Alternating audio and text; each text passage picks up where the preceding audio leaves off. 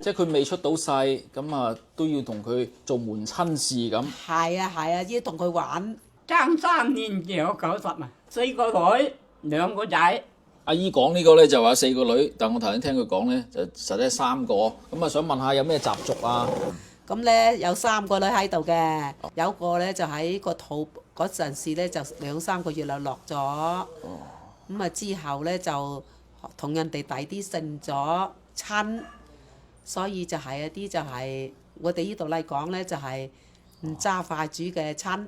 即係佢未出到世，咁啊都要同佢做門親事咁。係啊，要同佢玩地下親，就係呢啲就係我哋呢度啲習俗就係咁咯。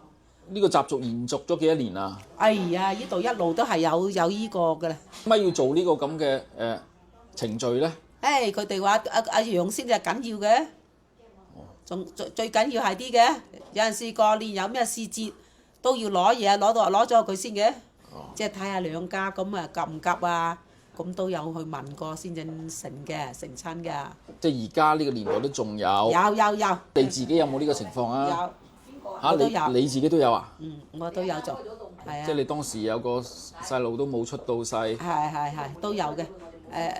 咁咪揾咗主啊，係下西嗰邊嘅，去問嗰啲拜神婆。問咗咧就係佢個仔定女啊，咁樣嚟到咁樣咯。咁你未出世，你點知嗰個係仔定女啫？知嘅，佢嗰度人哋抄家宅搜家宅啲係咁樣搜出嚟噶嘛，就係咁信佢啊咋。哦。係。即係神婆算出嚟。係啊，咁咪即係咁信佢咯。咁啊真正係仔定女係唔知嘅，就係信佢，就係靠信嗰啲神婆。即係如果阿神婆算錯咁點啊？喂，我男仔嚟嘅喎，咁你算咗我女仔嘅。咁啊有啲真係會有啲咁問題喎。係啊。即係有啲話好似我嗰個唔係男仔喎，有個話唔係女喎，咁樣咁你話係唔係啲好咧？咁係當時係信個神婆啫喎。即係有啲譬如話佢有意外難產，即係引產嘅時候，佢可以睇到佢究竟係男定女噶嘛？阿啲睇到阿啲啊。呢個習俗其實係我哋廣東有定係全國有啲地方都有咧？其他嗰啲我就唔知，我哋廣東真係有。如果唔做呢個就唔好嘅係嘛？唔係唔好，即係個心掛住咯，即係自己個心掛住，咁咪加上咧又有啲人咧就係有啲阻滯。好啦，有啲阻滯咧就話唔知會唔會怪可能冇同佢姓親喎。依家陣啲後生唔做㗎啦。唔做。你會唔會要求佢做啊？我唔會要求，我係隨得佢哋點樣做。但係你會同佢講有呢樣嘢。係有呢樣嘢，但係佢信唔信就隨得佢。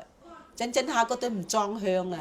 咁啊係要破除迷信嘅。係啊，其實係唔信得咁多嘅呢啲啊。係啊，因為你話所謂有啲神婆其實呃人啫嘛，呃錢啫嘛。係啊，所以我家陣我自己都覺得係睇開咗，即係話唔好信咁多。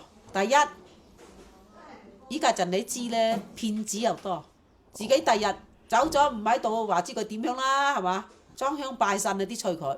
講呢個習俗其實好多人未聽過，咁啊，我同你嘅採訪，我可唔可以發到我抖音帳號俾多啲人知道呢個咁嘅？隨得你啦，冇問題啊！